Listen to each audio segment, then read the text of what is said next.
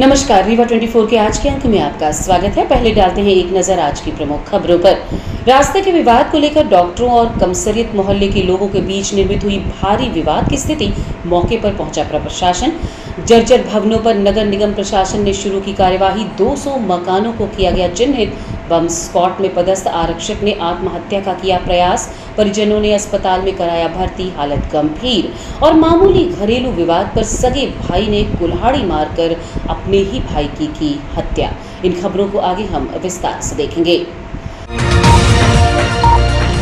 रास्ते के विवाद को लेकर आज डॉक्टरों और कमसरियत मोहल्ले के लोगों के बीच विवाद की स्थिति निर्मित हो गई, जिसके बाद प्रशासन मौके पर पहुंचा। डॉक्टर कॉलोनी से लगा हुआ एक रास्ता है जो कमसरियत मोहल्ले की ओर जाता है। यही रास्ता धोबिया टंकी का बाईपास भी कहलाता है। अमूमन ज्यादातर लोग इस रास्ते का इस्तेमाल करते हैं, लेकिन आज विवाद की स्थिति उस समय उत्पन्न हो गई जब डॉक्टर वीरभान सिंह किसी काम से जा रहे थे। उसी समय मोहल्ले का रईस खान नाम का युवक अपने को इलाज के लिए लेकर जा रहा था। ऐसे में उसकी माँ ने बताया, तभी डॉक्टर वीरभान की गाड़ी की ठोकर लग गई। वहीं डॉक्टर वीरभान का कहना है कि कमसरियत मोहल्ले के लोग खुलेआम शौच करते हैं, गंदगी फैलाते हैं और आए दिन डॉक्टरों से बदतमीजी भी करते हैं। इस बात की पुष्टि अधीक्षक डॉक्टर राहुल मिश्र ने भी की है। आपको बताते हैं कि इस मोहल्ले में रास्ते का विवाद आज का नहीं, लगभग 20 साल पहले से चला आ रहा है, जिसे कई बार स्थानीय विधायक और नगर निगम के कर्मचारियों द्वारा सुलझाया भी गया, लेकिन आज स्थिति बिगड़ गई। डॉक्टर वीरभान सिंह का कहना है कि लगभग 20 से 25 लोग उन्हें मारने के लिए दौड़े, जिनमें महिलाएं भी शामिल थीं, जिसके बाद से वो डरे हुए हैं। वहीं कमसरियत मोहल्ले के लोगों का कहना है कि सिर्फ रास्ते का विवाद है, जिसे बढ़ा चढ़ाकर डॉक्टरों द्वारा बताया जा रहा है। उनकी हिम्मत नहीं है कि वो डॉक्टरों से झगड़ा करे। अब देखना ये होगा कि प्रशासन इस पर क्या निर्णय लेता है। क्या ये रास्ता बंद कर दिया जाएगा या कमसरियत मोहल्ले के लोगों के आचरण में कोई सुधार आएगा। लेकिन आज जो हुआ वो बयां करने लायक नहीं है। आज जानलेवा हमला हुआ। कम से कम कमसरियत से 20 से 25 लोग मेरे पास हथियार लेके दौड़े, जिसमें महिलाएं भी शामिल थीं। मैंने किसी तरह से अपनी जान बचा के घर की तरफ भागा। उसके बाद मैंने संबंधित अधिकारियों को सूचना दी, संबंधित टीआई को सूचना दी, एसपी साहब को सूचना दी कि मेरे पास ऐसी चीज़ें हुई हैं।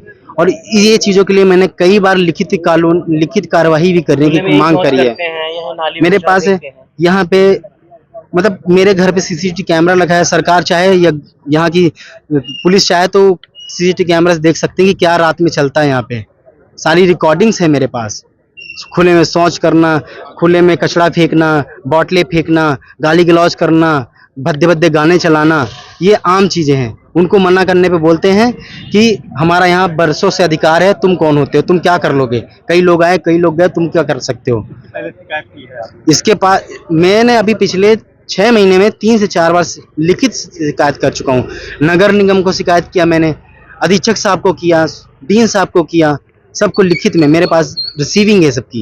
अच्छा, जो झगड़ा करने वाले थे, ये किसकी पहचान है आपको? रईस खान करके नाम का बंदा है, वो आज इस तरह से किया है। और उसके साथ में बहुत सारे लोग थे, बट जो वहीं पे लोगों के मुंह से जो सुनाई दिया और जहाँ तक पहचान कर रहे हैं, पुलिस वाले भी आके पहचान करके गए, उसे घर की भी पहचान करके गए, लेकिन अभी बंदा फरार है, अभी है नहीं।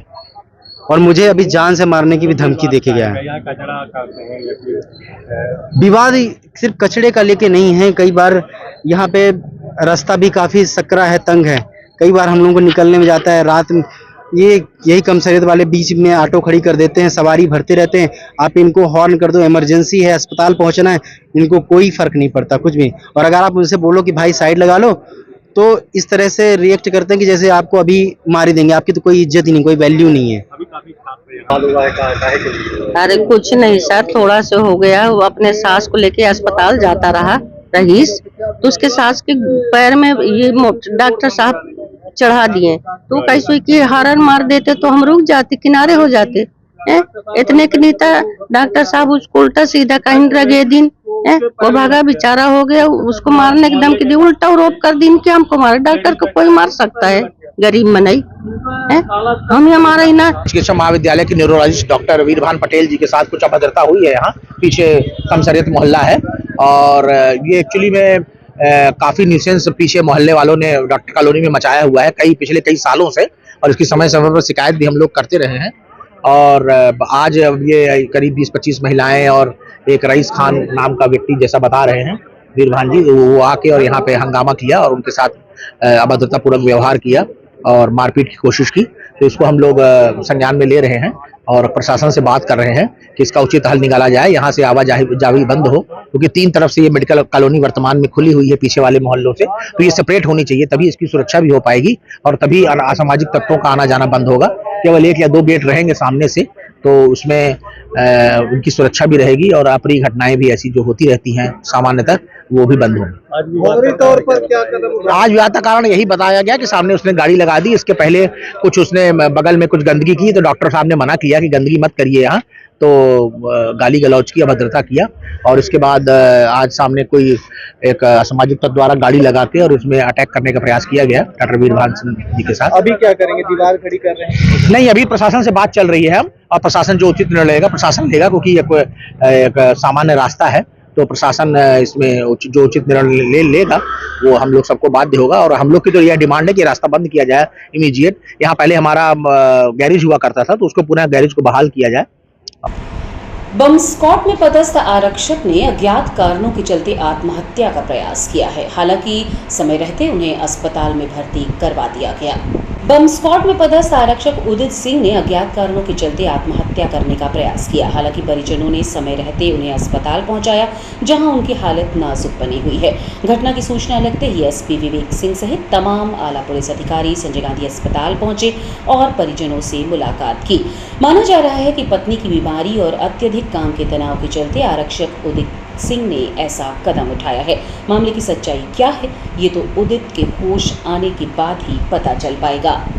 में रीवा जिले में पदस्थ आरक्षक चालक ने अपने घर पे सुसाइड अटेम्प्ट किया है और जिसको परिजनों ने तत्काल जैसे ही देखा तो उन्होंने शोर मचाया और उसको उतारने के लोगों की मदद से फिर उतारा गया और संभवतः वहीं पे कुछ श्वास देके उसको फिर सांस चल रही थी तो हॉस्पिटल मेडिकल कॉलेज में एडमिट किया गया और तत्काल पूरी फिर इसमें मेडिकल टीम लगा के और उपचार रत चल रहा है। अभी स्थिति आईसीयू में अभी एडमिट है और वेंटिलेटर पे है, लेकिन अभी डॉक्टर ने कहा है कि स्टेबल है बाकी चीज़ें, लेकिन नज़र रखना पड़ेगा और काफ़ी ध्यान रखना पड़ेगा। 10 जनेह थाना अंतर्गत एक भाई ने दूसरे भाई की कुल्हाड़ी से मारकर हत्या कर दी। मामला घरेलू विवाद का बताया जा रहा है। पुलिस अधीक्षक विवेक सिंह ने बताया कि जनेह थाना अंतर्गत खैरा कला गांव में आनंद कोल की हत्या उसी के सगे भाई विनोद कोल ने कुल्हाड़ी मारकर कर दी। बताया जा रहा है कि पहले विनोद अपनी पत्नी से झगड़ा कर रहा था। संभवतः आनंद ने उसे रोकने की कोशिश की और फिर गुस्से में आकर विनोद ने आनंद की कुल्हाड़ी से मारकर हत्या कर दी। घटना के बाद पूरे घर में कोहराम मच गया। आसपास के गांव के लोग इकट्ठे हुए और पुलिस को सूचना भी दी गई। मौके पर पुलिस पहुंची और पूछताछ कर रही है। मामला आज सुबह का बताया जा रहा है। जनेह के खबरा कला गांव में आज सुबह सूचना मिली थी कि एक व्यक्ति आनंद कोल की मृत्यु हो गई है और जब वहां पे पूरी जानकारी ली गई तो ये पता चला कि आनंद कोल को उसके भाई विनोद कोल ने ही मारा है कुल्हाड़ी से और जिसमें हत्या का अपराध इसमें कायम करके अग्रिम विवेचना की जा रही है और आनंद को इसमें कस्टडी में लिया गया है, विनोद को कस्टडी में लिया गया है और बाकी विवेचना की जा रही है। अभी कारणों का पूरा जो क्लियर होंगे वो विवेचना में ही क्लियर हो पाएंगे। इसमें रीवा जिले में लगभग 200 ऐसे मकानों की लिस्ट बनाई गई है जो जर्जर अवस्था में है। इस कार्यवाही में आज एसएफ चौराहे में एक 2 मंजिला इमारत को ढहा दिया गया। रीवा जिले के गढ़ थाना क्षेत्र में दीवार गिरने के कारण 4 बच्चों की आकस्मिक मौत हो जाने के बाद अब पूरे जिले में जर्जर भवन चिन्हित किए जा रहे हैं। रीवा नगर निगम क्षेत्र में तकरीबन 200 ऐसे जर्जर भवन चिन्हित किए गए हैं जिन मकान मालिकों को नोटिस चस्पा की गई है।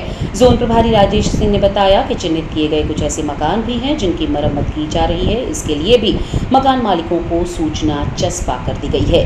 यदि बताई गई अवधि में ऐसे भवनों का सुधार नहीं कराया जाता तो उन्हें गिराने की कार्यवाही नगर निगम के द्वारा किया जाएगा।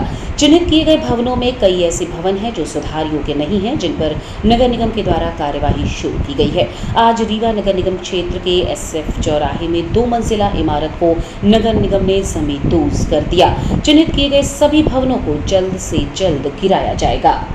कार्रवाई की जा रही है क्या है? ये जर्जर भवनों की कार्रवाई जो बरसात में गिरने की संभावना भयप्रद भवन की कार्रवाई जो है की जा रही है, वो गिराया जा रहा है। ये भयानक भयप्रद था मकान, इसलिए इसको नोटिस पहले जारी की गई थी और आज गिराया जा रहा है। अभी ये जोन वाइज शहर में जो है चिन्हित किया गया, जैसे जोन ये 4 है, 4 में 3 चिन्हित किए गए थे, इसी तरीके से जोन 1 में 3 चिन्हित किए गए हैं अभी। अब फिर आगे पीछे क्लैरिफिकेशन होगा अभी और उसका सब डिटेल अभी कराया जा रहा है, वो प्लस माइनस हो सकते हैं। सर, नगर निगम में कुल कितने हद तक जर्जर भवन को चिन्हित किया? नहीं, जर्जर भवन और भयप्रद भवन दोनों में अलग अलग स्थितियां निर्मित हैं। जर्जर वो होते हैं कि जिनको आप रिपेयर करके रहने लायक, रहने योग्य बना सकते हैं। भयप्रद वो होते हैं जो गिरने की पोजीशन रहती है, कहीं भी कभी भी गिर सकते हैं। तो अपन भयप्रद भवनों पर कार्रवाई कर रहे हैं। सर, अभी कितने लगभग जर्जर मकानों को नोटिस दिया जा चुका है? 200 से जर्जर भवन सुधारने के लिए 200 से ऊपर मकानों को नोटिस जारी की जा चुकी है शहर के अंदर। जी, यदि वो सुधार नहीं करे, काफी लोग सुधार कर रहे हैं, काफी सुधार किए हैं, जो नहीं करेंगे तो फिर कार्रवाई करना पड़ेगा। जमीनी विवाद के चलते दो पक्षों के बीच जमकर मारपीट हुई। इस दौरान धारदार हथियारों से एक दूसरे के ऊपर हमला किया गया, जिसमें दर्जनों लोग घायल हुए हैं। जमीनी विवाद को लेकर दो पक्षों के बीच अल सुबह जमकर मारपीट हुई। टांगी, गड़ासा एवं लाठी डंडों से की गई मारपीट के दौरान आधा दर्जन से अधिक लोग गंभीर रूप से घायल हो गए। सभी घायलों को उपचार के लिए रीवा के संजय गांधी अस्पताल लाया गया, जहां 3 की हालत गंभीर बनी हुई है। घटना रामपुर नैकिन थाना क्षेत्र के बघवार पटेहरा की बताई जा रही है, जहां दो पक्षों के बीच जमीनी विवाद चल रहा था। आज सुबह इसी बात को लेकर एक महिला से गाली गलौज हुई। इसके बाद मामला खूनी संघर्ष में तब्दील हो गया। मारपीट की इस घटना में कैलाश लोनिया, दिवाकर लोनिया, अवधेश लोनिया गंभीर रूप से घायल हुए हैं, जबकि दूसरे पक्ष से अच्छीलाल लोनिया, आकाश लोनिया, पूनम लोनिया के सिर पर गंभीर चोटें आई हैं। दोनों ही पक्ष के घायलों को स्थानीय पुलिस के द्वारा रीवा के संजय गांधी अस्पताल भेजा गया है, जहां 3 की हालत गंभीर बताई जा रही है। अच्छीलाल लोनिया टांगी लगी है सर। सिताब लाल लोनिया, इंदरमन लोनिया, दिवाकर लोनिया, कल्ले लोनिया। वो गई थी, मेरी भैया गई थी लोटा लेके, तो उसको मार दिया टांगी। और उधर से आए तो हम लोग सो रहे थे, चाचा जी को मेरे मार दिए, टांगी पूरा फटा हुआ है सर। जी सर, हम लोग सो रहे थे, जब गए तो पूरे घायल थे मेरे आदमी। हमारा इस्लाम ये मारपीट हुई, कौन मारा है आपको? ये राम रहीस है, समरजीत, उनका लड़का बच्चा है 5-6। झगड़ा इसलिए कि बहनी बिटिया गई नदी के बाहर के लिए, तो गए उधर से गई तो इनको भी मारी। उनकी औरत, तो जब वो आए तो गाड़ी पर उद्दम से रुआ भी उनका देने लगा। तो जब गाड़ी देने लगा हमारे माँ बहन को, तो फिर वो भी गाड़ी दिए।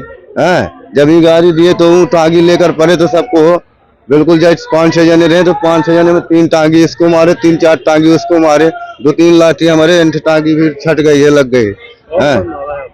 ये एक ही परिवार सब है? हाँ, हम लोग ये एक ही परिवार का, वो एक ही परिवार है जो अंदर है।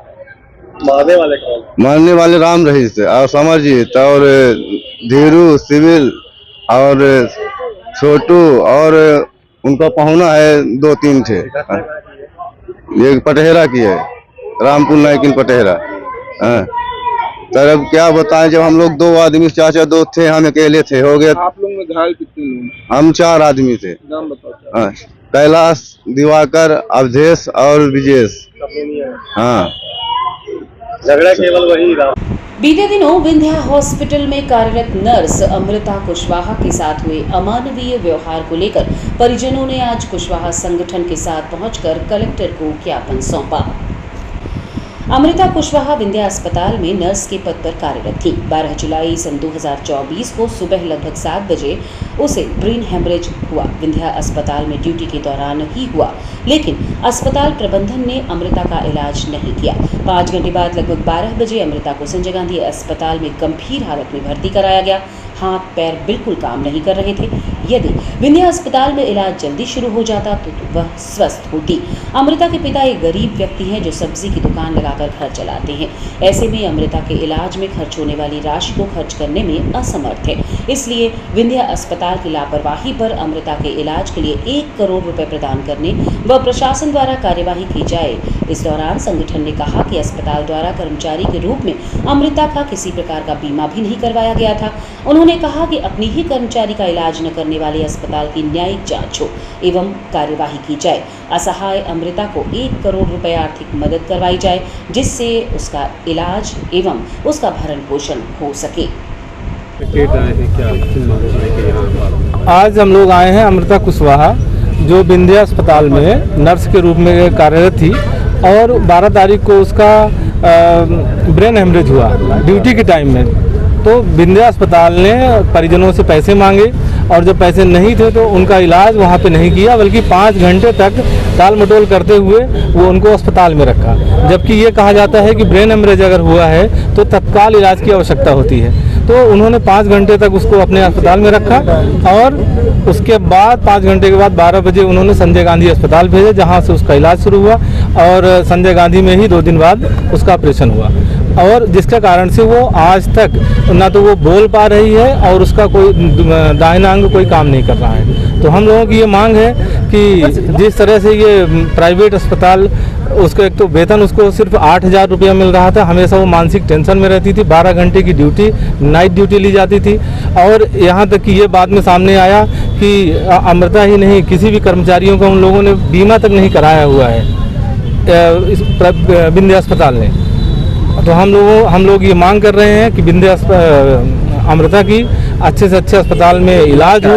उसको अब जिस तरह से उसकी हालत है और उसको उसके पिताजी बहुत गरीब व्यक्ति हैं, सब्जी लगा के अपना किसी तरह से परिवार का भरण पोषण कर रहे हैं। उनके 5 पुत्रियां हैं, वो बड़ी लड़की है और जो 8,000 पाती थी उससे उनका घर चलता था।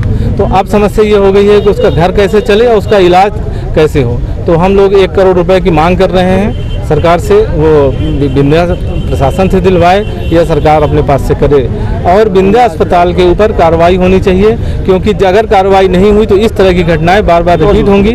अगर ये जो अस्पताल हैं अपने कर्मचारियों के सगे नहीं है, इतनी मानवता उनके अंदर नहीं है कि अपने कर्मचारी अगर हमारे यहाँ बीमार हुआ है, कोई बड़ी घटना हुई है तो हम उसका इलाज करें, तो ये जनता के ऊपर क्या मानवता दिखाएंगे। तो हम लोगों के ऊपर हम मांग कर रहे हैं कि ऐसे अस्पतालों को बंद कराने की कार्रवाई की जाए और अमृता को न्याय दिलाया जाए, उनको आर्थिक मदद कराई जाए। हत्या के 3 आरोपियों को दोहरे आजीवन कारावास की सजा विशेष सत्र न्यायालय ने सुनाई।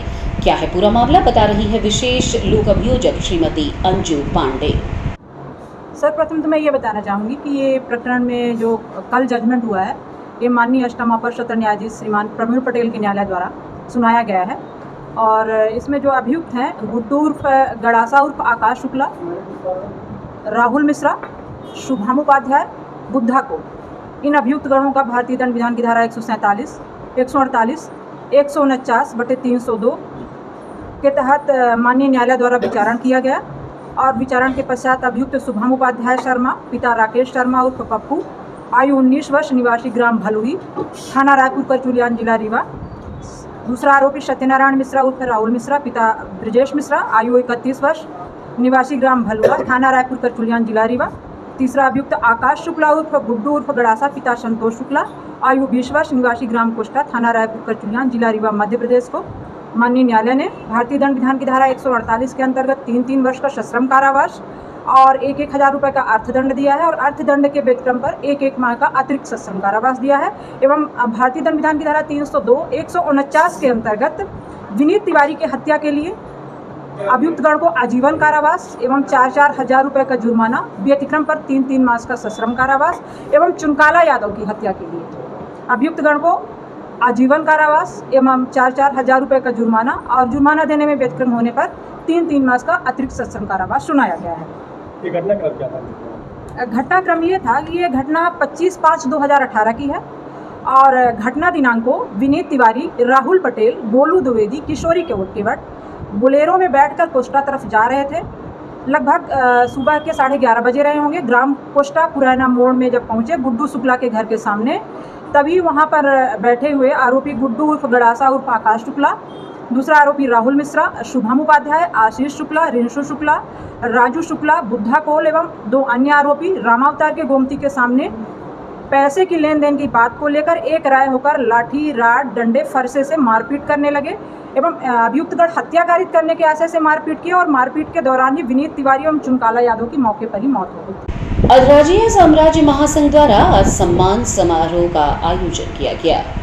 बघेलखंड में बघेल रियासत का कीर्तिमान स्थापित करने में तिवारियों का अहम स्थान रहा है। बघेल रियासत के अभ्युदय और विकास के साथ ही रीवा राज्य के तिवारी अधरजिया तिवारी कहलाने लगे थे।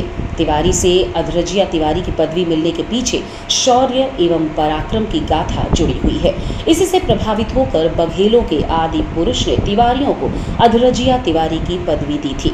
अंतर्राष्ट्रीय अधिवक्ता दिवस संघर्ष परिषद एवं सरपंच महापरिषद के अध्यक्ष ब्रह्मांशी पंडित राजकुमार सिंह तिवारी ने बताया कि अधराजिया साम्राज्य महासंघ के द्वारा उन प्रतिभाओं का सम्मान किया गया जिन्होंने अपनी लगन, मेहनत, त्याग से समाज एवं परिवार का नाम रोशन कर भविष्य की पीढ़ी हेतु प्रेरणा बन पूर्व की पीढ़ी को गौरवान्वित किया।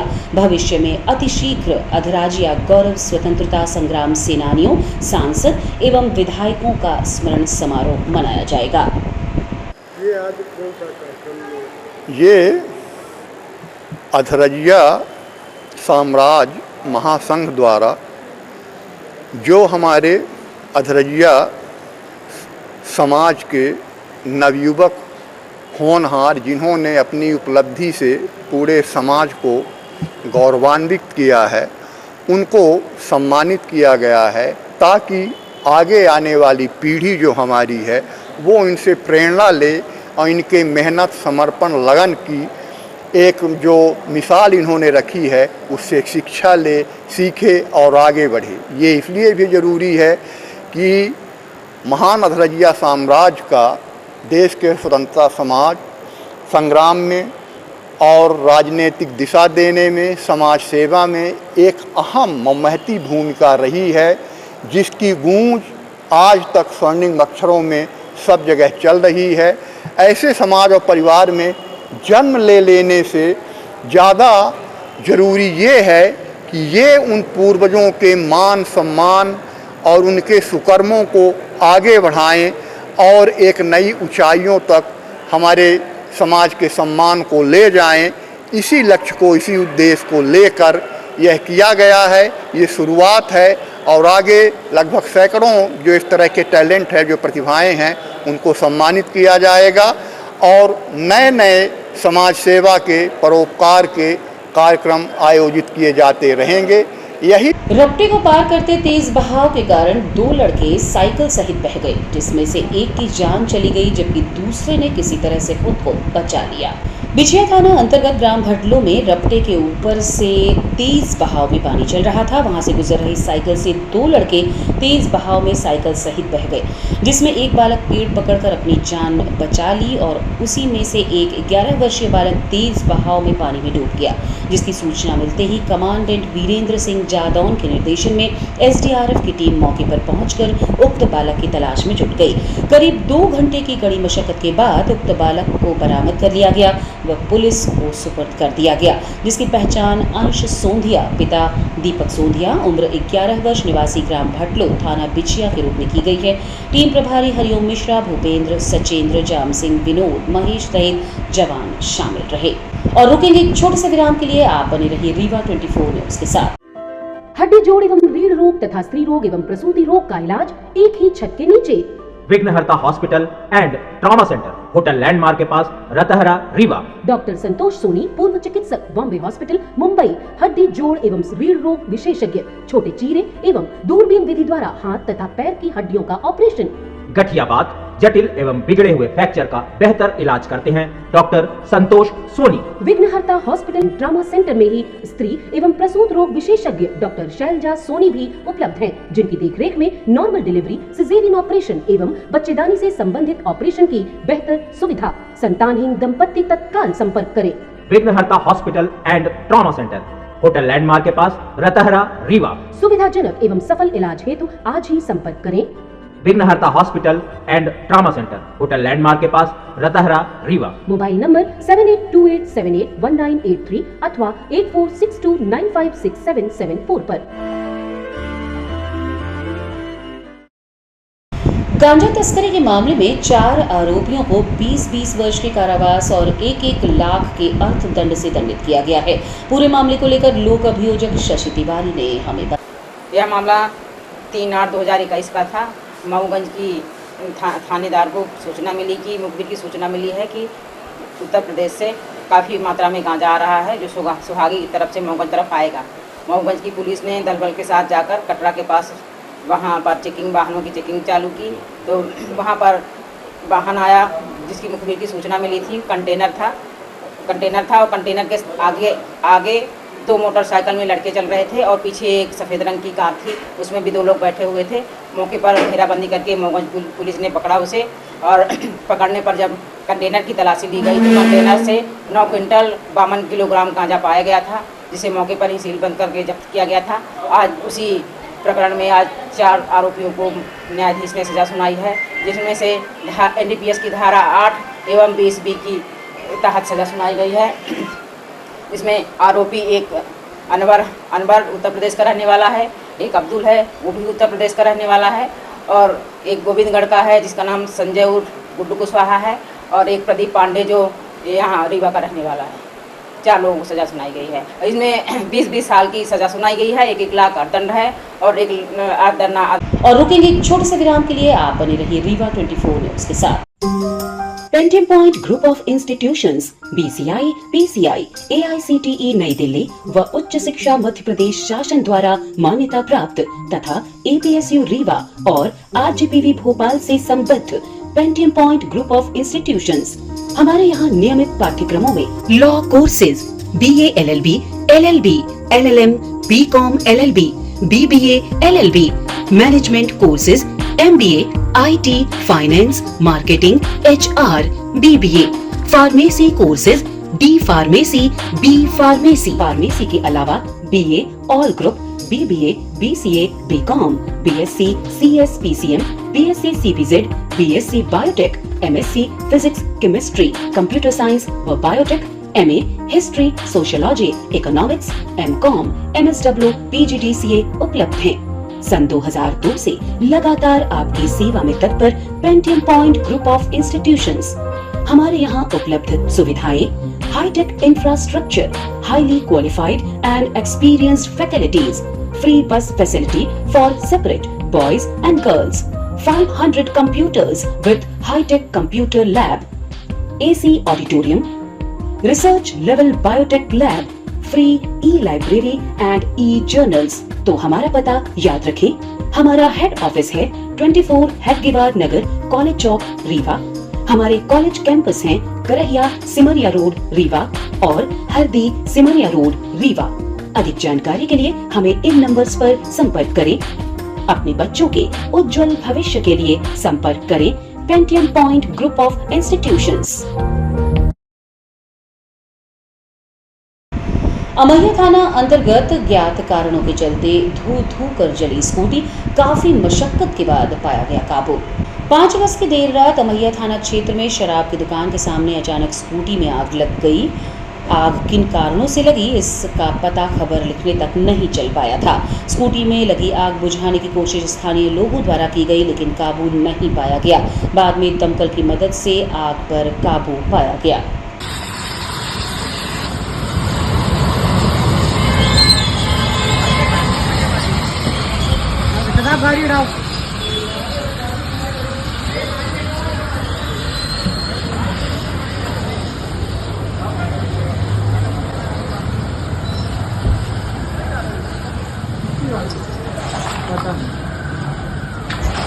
आज की खबरों में बस इतना ही। नई खबरों के साथ कल होंगे पुनः उपस्थित। अब दीजिए इजाजत, नमस्कार।